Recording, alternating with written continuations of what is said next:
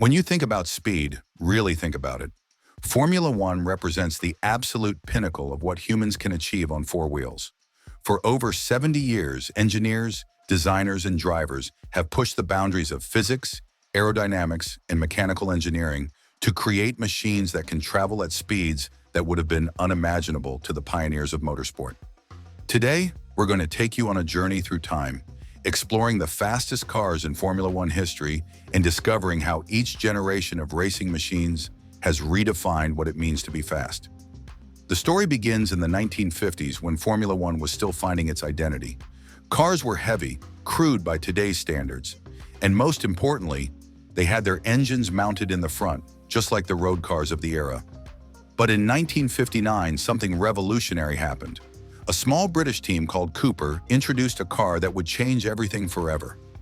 The Cooper T51 was the first truly successful Formula One car with its engine mounted behind the driver, and it could reach the speeds of 180 miles per hour. This might not sound impressive by today's standards, but in 1959, this was absolutely mind-blowing. The genius of the rear-mounted engine wasn't immediately obvious to everyone. Traditional thinking suggested that having the engine in front would provide better balance and control. But Cooper's engineers understood something that others had missed. By placing the engine behind the driver, they could achieve much better weight distribution, making the car more responsive and agile through corners. The aerodynamic benefits were enormous too, as the sleeker front end could cut through the air with much less resistance. Jack Brabham, the Australian driver who piloted the Cooper T51 to the 1959 World Championship, later described the experience as driving a completely different type of machine compared to the front-engine cars he had raced before. The car felt alive, responsive, and most importantly, fast. By the early 1960s, every single team in Formula One had adopted the rear-engine layout, and this fundamental design principle remains unchanged in modern Formula One cars today. The 1960s brought us into a new era of speed and innovation. Colin Chapman, the brilliant engineer behind Lotus, was never satisfied with conventional thinking. In 1968, his Lotus 49 became the first Formula One car to break the 200-mile-per-hour barrier. Powered by a Ford V8 engine, this machine was a work of art both in terms of performance and design. Chapman had integrated the engine directly into the chassis structure, making it a stressed member of the car. This meant the engine wasn't just providing power, it was actually helping to hold the car together. But perhaps the most significant innovation of the Lotus 49 was the introduction of aerodynamic wings. These delicate, almost fragile-looking appendages were mounted high above the car on thin struts, and they provided something that had never existed in Formula One before: significant downforce. The wings pushed the car down onto the track, allowing drivers to take corners at speeds that would have been impossible just a few years earlier. Graham Hill, who won the 1968 World Championship in the Lotus 49, often spoke about how the car felt like it was glued to the track in fast corners. The Lotus 49 was also notable for being the first Formula One car to carry a major sponsor's livery. The iconic red and gold colors of Gold Leaf Tobacco Company marked the beginning of commercial sponsorship in Formula One, changing the sport forever. But more importantly for our story about speed, the Lotus 49 proved that 200 miles per hour was not just possible, but achievable with the right combination of engineering and aerodynamics. As we moved into the 1970s, Colin Chapman struck again with another revolutionary concept. The Lotus 78 of 1978 introduced something called ground effect, and it transformed Formula One into something almost supernatural. The basic principle was elegantly simple but incredibly effective. By shaping the floor of the car like an upside-down airplane wing, Chapman's team created a vacuum underneath the car that literally sucked it down onto the track surface. The results were extraordinary. Mario Andretti, who drove the Lotus 78 to the 1978 World Championship, described the sensation as unlike anything he had ever experienced. The car could take corners at speeds that defied logic, generating downforce that increased with speed rather than decreasing. The faster you went, the more the car was pulled down onto the track. Top speeds exceeded 200 miles per hour, but more importantly, corner speeds increased dramatically. The ground effect era represented a peak in Formula One performance that was almost too successful. Cars became so fast through corners that the sport became genuinely dangerous. The forces acting on drivers' bodies were extreme, and the speeds through corners that had previously been taken at moderate pace became absolutely terrifying. Mario Andretti remains the last American to win a Formula One World Championship, and his victory in the Lotus 78 came at a time when Formula One was pushing the absolute limits of what was physically possible. The danger became so significant that ground effect was eventually banned in 1982. The 1980s brought us to what many consider the most spectacular era in Formula One history, the turbo era, and no car from this period was more dominant or faster than the McLaren MP44 of 1988. This machine, powered by a Honda V6 turbo engine, could reach 207 miles per hour and achieve something that has never been matched in Formula One. It won 15 out of 16 races in a single season. The MP44 was driven by two of the greatest drivers in Formula One history, Ayrton Senna and Alain Prost. These two men, despite their intense rivalry, worked together to create one of the most dominant seasons in any sport. The Honda turbo engine was a masterpiece of engineering, producing enormous power while remaining reliable enough to last entire race distances. In an era when many turbo engines would explode spectacularly, the Honda unit in the MP44 was virtually bulletproof. Ayrton Senna often described the MP44 as the perfect racing car. It had incredible straight-line speed thanks to the turbo engine, but it also handled beautifully through corners. The combination of McLaren's chassis expertise and Honda's engine technology created a machine that was simply in a different league from its competitors. The only race the MP44 didn't win was the Italian Grand Prix, and that was only because Senna was taken out by a backmarker while leading comfortably. The 1988 season marked the end of the turbo era in Formula One, but the MP44 had shown what was possible when engineering excellence met unlimited ambition. The 1990s introduced us to a new kind of sophistication in Formula One.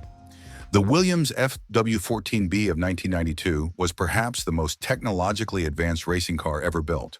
While its top speed was similar to cars from previous eras at around 200 miles per hour, the FW14B achieved its speed through revolutionary technology rather than raw power.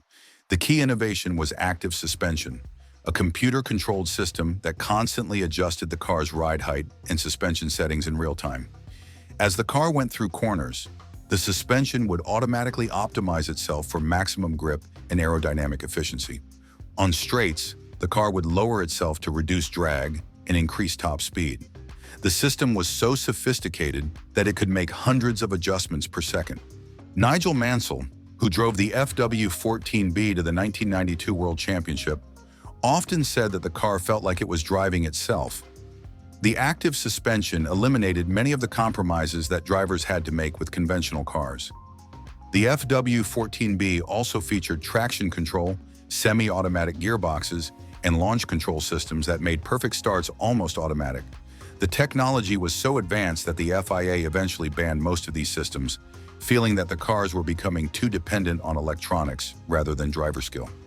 As we entered the 2000s, Formula One reached what many consider to be its absolute peak in terms of pure speed and performance. The Ferrari F2004 of 2004 was a machine that seemed to defy the laws of physics.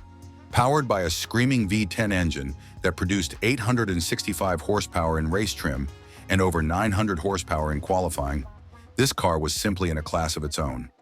What makes the F2004 truly remarkable is that even today, more than 20 years later, it still holds the lap records at 3 current Formula One circuits: Monza in Italy, Shanghai in China, and Albert Park in Australia. Think about that for a moment. Despite all the technological advances, all the improvements in aerodynamics, materials, and engineering, modern Formula One cars still cannot match the lap times set by the F2004 in 2004. Michael Schumacher, who drove the F2004 to his 7th and final World Championship, won 13 races that season, setting a record that stood until 2022. The car was not just fast, it was incredibly reliable. In an era when mechanical failures were common, the F2004 only retired from 2 races, and both retirements were due to accidents rather than mechanical problems. The secret to the F2004's speed was the perfect combination of several factors. The V10 engine was at the peak of its development, producing enormous power while remaining reliable. The aerodynamics were incredibly sophisticated, generating massive downforce without excessive drag.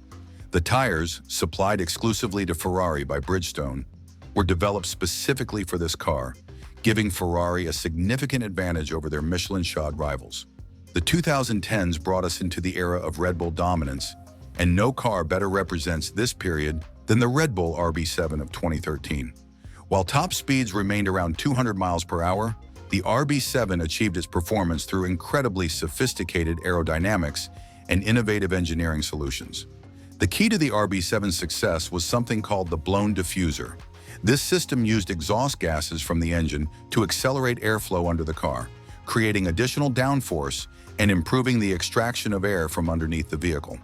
The result was a car that seemed to be sucked onto the track surface, allowing Sebastian Vettel to take corners at speeds that seemed impossible. Vettel, who won his fourth consecutive world championship in the RB7, often described the car as having unlimited grip. The blown diffuser system meant that the harder you pushed, the more downforce the car generated. It was a virtuous cycle that allowed Vettel to drive at a level that his competitors simply couldn't match. The RB7 also marked the end of an era, as 2013 was the final year before Formula One switched to turbo hybrid engines. Which brings us to the modern era and what many experts consider to be the fastest Formula One car ever built, the Mercedes W11 of 2020. This machine holds the official record for the fastest lap ever recorded in Formula One history. During qualifying for the 2020 Italian Grand Prix at Monza, Lewis Hamilton set a lap time of 1 minute 18.887 seconds, averaging 164.267 miles per hour around the entire circuit. To put this in perspective, Hamilton's average speed around the entire Monza circuit was faster than the top speed of many road cars. The W11 achieved this incredible performance through a combination of advanced aerodynamics, a sophisticated turbo hybrid power unit, and innovative systems like DAS, the dual-axis system that allowed drivers to adjust the toe angle of the front wheels by pushing and pulling the steering wheel. Lewis Hamilton, who won his 7th world championship in the W11, often spoke about how the car felt like an extension of his own body. The level of grip and precision was extraordinary, allowing him to push the limits of physics lap after lap without losing control. The W11 won 13 out of 17 races in 2020, dominating the season in a way that reminded many observers of the great cars from Formula One's past. But the story of speed in Formula One isn't just about the cars that hold official records. The Honda RA106 of 2006 was taken to the Bonneville Salt Flats in Utah and modified specifically for a top speed attempt. With an unrestricted V10 engine and specialized aerodynamics, this car achieved an official top speed of 246.908 miles per hour, with an unofficial run reaching 256.753 miles per hour. This wasn't a Formula One car in the traditional sense anymore, but it showed what was possible when the normal constraints of racing were removed. Throughout this journey from 180 miles per hour in 1959 to over 250 miles per hour today, we've seen how each generation of Formula One cars has pushed the boundaries of what's possible. The Cooper T51 revolutionized car design with its rear-mounted engine. The Lotus 49 broke the 200-mile-per-hour barrier and introduced aerodynamic wings. The Lotus 78 showed how ground effect could create supernatural levels of grip. The McLaren MP44 demonstrated the incredible potential of turbo technology. The Williams FW14B proved that computer technology could transform racing. The Ferrari F2004 reached a peak of performance that still hasn't been matched. The Red Bull RB7 showed how sophisticated aerodynamics could create unlimited grip. And the Mercedes W11 set the ultimate lap speed record that may never be broken. Each of these cars represents not just a machine, but a moment in time when human ingenuity and engineering excellence combined to push the boundaries of speed. They are monuments to what's possible when brilliant minds are given unlimited resources and the freedom to innovate. The pursuit of speed in Formula One continues, but these machines will forever represent the absolute pinnacle of what humans can achieve when they set their minds to going faster than anyone has gone before. Thanks for joining us on this incredible journey through Formula One's fastest machines. If you enjoyed learning about these legendary cars and their amazing stories, please hit that subscribe button and the notification bell so you never miss our latest videos about the world of motorsport. We've got plenty more fascinating stories about racing history, legendary drivers, and incredible engineering achievements coming your way. Until next time, keep your passion for speed alive.